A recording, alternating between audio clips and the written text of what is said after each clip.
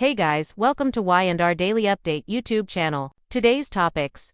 It began with an overheard conversation, innocent enough at first. Nick had gone to Crimson Lights early that morning to pick up his coffee before heading to Newman Enterprises. As he waited in line, he caught sight of Kane Ashab sitting in the far corner talking quietly on his phone. Kane looked uneasy, his eyes darting toward the door like a man expecting a confrontation. Nick didn't think much of it until he heard Kane's low voice. "Phyllis, we can't keep sneaking around like this. Someone's bound to find out." The name hit Nick like a hammer. For a second, he thought he misheard. Phyllis, his Phyllis. The woman he'd fought so hard to rebuild trust with after so many broken chapters. He stepped closer, careful not to draw attention. Kane continued, his voice barely audible. "Last night shouldn't have happened again. I know what we said, but every time I see you, it's like I lose control. We have to stop before someone gets hurt." Nick froze, heart pounding so violently he could hear it echoing in his ears. Phyllis Kane.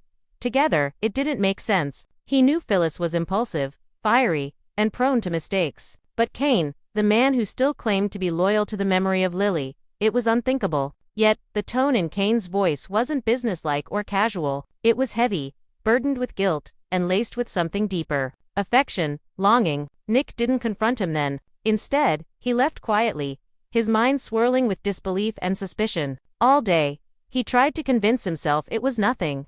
That Kane might have been talking about something else, a misunderstanding, or even some kind of professional secret. But when Phyllis canceled their dinner plans for the third night in a row, saying she had urgent business meetings at Society, the last thread of denial snapped. That night, Nick drove to Society under the pretense of grabbing a drink alone. He sat at the bar, his back to the dining area, and scanned the room through the mirror. It didn't take long to find her, Phyllis, in a striking emerald dress, sitting at a secluded booth in the corner. And opposite her, dressed in his trademark dark suit, was Kane.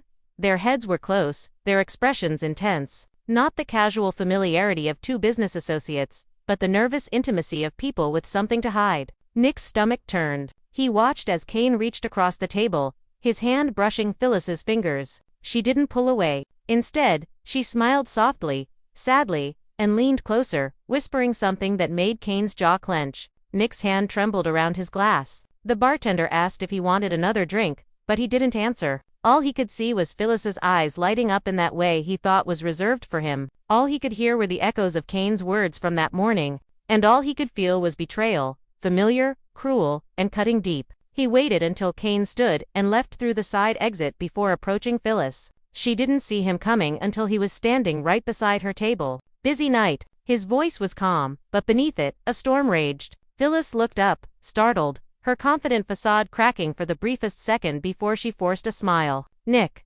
Hey, I didn't expect to see you here." "Clearly," he said, glancing at the second wine glass, still half full. "Who are you meeting?" She hesitated. "Just business. Kane and I are working on a potential tech investment." He cut her off. "Stop. Don't do that." His tone was low, pained. "Don't lie to me. I was here the whole time. Phyllis, I saw you, too. You don't touch someone like that in a business meeting." Phyllis's face drained of color. Her hands trembled as she reached for her purse, then stopped, realizing how pointless it was to pretend. "Nick, please. Let's not do this here." "No," he said sharply. "We're doing it now because I've been here before with you. Lies, secrets, half-truths, and every damn time I tell myself you'll change, but you never do." Tears welled in her eyes, but Nick wasn't moved. "Not this time. It just happened." She whispered, "I didn't plan it. Nick, you were so caught up with Sharon's health scare and Kane was going through his own mess after losing everything. We leaned on each other one night. Don't you dare say it just happened." Nick's voice cracked with fury and heartbreak. Subscribe our channel for more latest update. That's the same excuse you used before. With Billy, with Jack. Every time things get complicated, you find someone else to run to. Phyllis flinched as if struck. "I'm not proud of it, Nick. I hate myself for it." "Okay. But Kane was there. He understood me in a way that what? That I didn't." He laughed bitterly. "I gave you everything, Phyllis. Another chance after everyone told me not to. After I told myself I was a fool for believing you could be loyal." She reached out, tears streaming now, but he stepped back. "Don't," he warned. "Just don't." For a long moment, silence hung between them, heavy, suffocating. Finally, Phyllis spoke, her voice breaking. "Nick, I didn't mean for it to go this far. I swear. But you and I, We've been off for months. I felt like you were slipping away and he made me feel seen again. Nick closed his eyes, jaw clenched so tightly it hurt. You know what's funny? I was planning to propose again. I wanted to start fresh. I thought maybe, just maybe, we could finally get it right. Phyllis gasped softly, her hands covering her mouth as sobs escaped her. Nick, please don't. It's done, he said flatly. We're done. For good this time. He turned and walked away before she could answer, leaving her trembling and broken, alone in the booth that now felt like a cage. But the fallout was far from over. The next morning, Genoa City buzzed with whispers. Someone had seen Nick storming out of society. Someone else had seen Phyllis crying in the parking lot, and within hours, the story spread like wildfire. Kane tried to keep a low profile, but the gossip found its way to Chancellor Winters, where Lily finally heard the truth. When Lily confronted Kane, it was brutal. You promised me you'd changed, she said, tears of fury glinting in her eyes. You swore you wouldn't destroy another family with your lies. Kane tried to explain, saying it was a mistake, that it meant nothing, but Lily's expression hardened. You always say that you destroy everything you touch, Kane.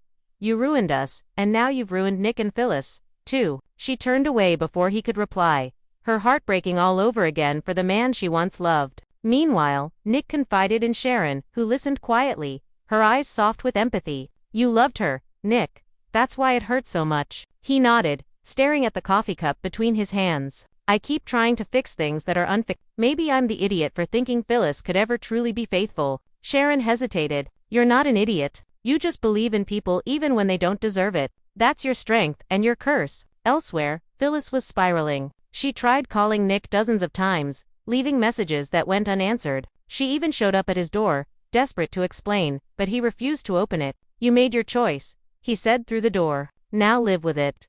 That rejection sent her into a tailspin. The woman who prided herself on control, on always being one step ahead, found herself unraveling. She turned to alcohol, sitting alone in her hotel suite, replaying every mistake, every lie, every moment. She thought she could hide the truth. Kane tried reaching out, but she ignored him, realizing too late that their secret had destroyed more than one relationship. It had destroyed their reputations, their friendships, and perhaps their last chances at redemption. In the weeks that followed, the repercussions spread through Genoa City like cracks through glass. Victoria questioned Nick's judgment, warning him not to let heartbreak cloud his business decisions. Jill confronted Kane, furious that he had dragged the Chancellor name through another scandal. You've embarrassed this family enough times, she snapped. Don't think I'll clean up your mess again. Kane, for once, didn't argue. He knew she was right. He had lost everything: Lily's trust, his children's respect, and any chance of rebuilding his name. The brief, reckless affair with Phyllis had cost him everything that still mattered. But for Nick, the wound ran deeper. He tried to bury himself in work, focusing on Newman Enterprises, but every corner of Genoa City held reminders of her. The restaurants they'd eaten at, the hotel where they'd laughed until sunrise.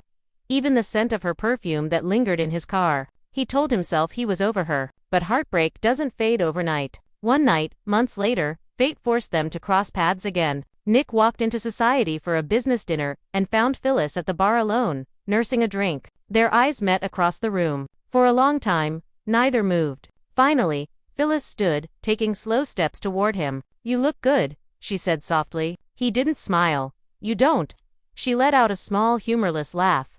Fair. There was a pause then. I never stopped loving you, Nick. I just didn't know how to stop ruining it. Nick studied her face. Subscribe our channel for more latest update. Tired, regretful, still beautiful, but haunted. You always think love is supposed to be chaos, he said quietly. But real love, it's supposed to give you peace. And you've never wanted peace. Her eyes filled again. You're right. I destroy things before they destroy me. It's who I am. He nodded. Then I hope someday you find someone who can live with that because I can't. And with that, he turned and walked away. This time for good. Phyllis watched him go, her vision blurring through tears. She realized then that love wasn't enough. Not when it was built on lies and secrets. She had thought Kane was an escape, a distraction, a way to feel alive again. But all it had done was expose the emptiness she had been running from. Kane was gone. Nick was gone. And she was left standing in the ruins of her own making. As for Nick, walking into the night air, he felt both broken and free. The pain would linger, yes, but he had finally learned a hard truth. Some people you can love deeply but never trust again. Phyllis would always be part of him. His passion, his regret, his lesson, and in Genoa City, where secrets never stay buried for long.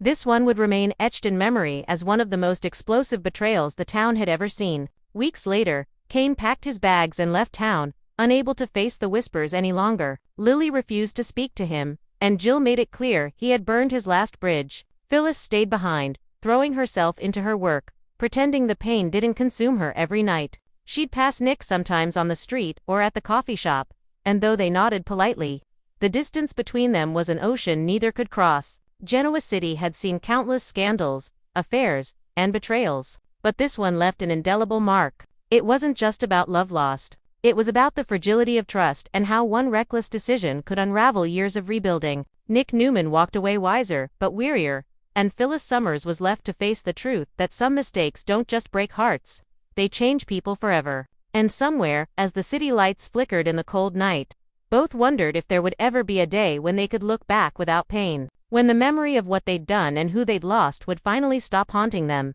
But in Genoa City, forgiveness is rare and secrets are eternal. And this one, Nick discovering the forbidden relationship between Kane and Phyllis, would echo for years, reshaping lives, loyalties, and the very fabric of every heart it touched. The night air was heavy with silence when Nick Newman pulled up outside Chancellor Mansion. His jaw was set, his mind made up. Days had passed since he learned about Phyllis and Kane, but the betrayal still burned hot in his chest. He tried to ignore it, to move on, but every time he saw Kane's smug face in the news or at society, a storm brewed inside him. Tonight, he couldn't hold it in anymore. He was going to settle things once and for all. Inside, Kane sat in the study, pouring himself a drink, trying to drown out the whispers that had consumed his life since the scandal broke. His career at Chancellor Winters was hanging by a thread, his reputation shattered, and Lily's silence had been deafening. He didn't expect visitors, certainly not Nick Newman, so, when he heard the sharp knock on the door, followed by a voice like thunder calling his name, his blood ran cold. "Kane, open the damn door." Kane set the glass down, straightened his shirt and hesitated before unlocking the door. The moment it swung open, Nick pushed past him, fury written all over his face. "We need to talk," Nick said through clenched teeth. Kane sighed, trying to keep his composure. "Look, Nick, I know you're angry." "Angry?" Nick snapped, stepping closer until their faces were inches apart. "You slept with the woman I loved, Kane. You destroyed what little trust one had left. And do you want to call it angry?" Kane swallowed hard. "I didn't plan for it to happen." "All right. It wasn't some scheme or conquest. It was a mistake." Nick laughed bitterly. "A mistake? You call sneaking around for months a mistake? You call lying to my face, smiling at me like nothing was wrong, a mistake?" Kane ran a hand through his hair. "You think I'm proud of it? I lost everything because of this. My kids, my job, my name. I didn't mean to hurt you, Nick." Nick's voice dropped, trembling with restrained rage. "But you did. You knew exactly what you were doing every time you looked her in the eye. You knew she was with me." Kane's guilt twisted inside him, but defensiveness crept into his tone. "It wasn't just me, Nick. Phyllis made her choices, too. Don't act like I seduced her against her will." That was it. The last match to the gasoline. Subscribe our channel for more latest update. Nick's fist connected with Kane's jaw before the man could blink, sending him stumbling backward into the fireplace. "You don't talk about her like that," Nick roared. Kane wiped blood from his lip, glaring back. "What? You can hit me, but you can't handle the truth. She came to me. Nick, you were too busy playing knight in shining armor for Sharon and your family dramas to even notice she was slipping away." Nick lunged again, shoving Kane against the wall. "Say that again." Before Kane could reply, the front door burst open. Jill Abbott swept in, her voice booming. "Enough. What the hell is going on here?" The two men froze, breathing hard, anger still burning between them. Jill's eyes darted from one to the other, taking in the scene. The shattered glass, the blood on Kane's mouth, the fury radiating from Nick. "Nick," Jill said sharply, "you'd better have a damn good reason for barging into my house and attacking my son." Nick turned to her, his voice raw. "Ask him, Jill. Ask him what he's been doing behind everyone's back. Ask him about his affair with Phyllis." Jill's expression shifted from confusion to shock. "What?" She looked at Kane, her voice dropping dangerously. "Tell me that's not true." Kane didn't answer. His silence was enough. Jill's eyes widened, then filled with disbelief and disgust. "Oh, Kane, not again." Nick stepped back, pacing the room like a caged animal. You think you can just ruin lives and get away with it, Kane? You think being Jill's son protects you? Not this time. Jill raised a hand. Nick, stop. I get it. You're hurt and you have every right to be, but storming in here and throwing punches isn't going to fix a damn thing. Nick turned, his voice cracking. You don't understand, Jill. Phyllis was my last shot at something real. And now every time I think about her, all I see is him. He jabbed a finger toward Kane. Every lie, every secret, it's burned into my head. Jill's face softened for a moment, seeing the pain beneath Nick's anger. You don't deserve that, Nick. But trust me, Kane's going to pay for this. I'll make sure of it. Kane looked horrified. Mom, don't. Jill cut him off coldly. Do you have any idea what this has done to this family's name? To me? After everything I've done to give you another chance, this is how you repay me. Kane lowered his head, guilt twisting deeper. I never meant for it to happen. Phyllis and I don't care about excuses. Jill snapped, you're out of Chancellor Winters. Effective immediately. Nick blinked, surprised. You're firing him? Jill nodded firmly. I have to. The board's been breathing down my neck since the gossip started. This affair isn't just a personal scandal. It's a liability. I can't protect him anymore. Kane's voice broke. Mom, please don't do this. Jill's eyes glistened. You did this to yourself, Kane. You've destroyed every chance you had to prove you've changed. I won't clean up your mess this time. Nick watched the exchange. Silently, his rage cooling into something else. Bitterness. He wanted revenge. Yes, but seeing Kane broken and humiliated didn't bring him peace. It only deepened the emptiness inside him. He turned toward the door. I got what I came for. The truth's out. That's all I needed. Nick, Jill started, but he didn't stop. I'm done wasting energy on people who will never change, he said, his voice hollow. Phyllis, Kane, all of it. It's over. He walked out, leaving Jill staring after him, and Kane slumped in shame. When the door closed, Jill exhaled sharply, rubbing her temples. You've made a damn fool of yourself, Kane. And you've dragged this family through the mud again. Kane looked up, eyes red. I know, Mom. I know I messed up, but I love her. Subscribe our channel for more latest update.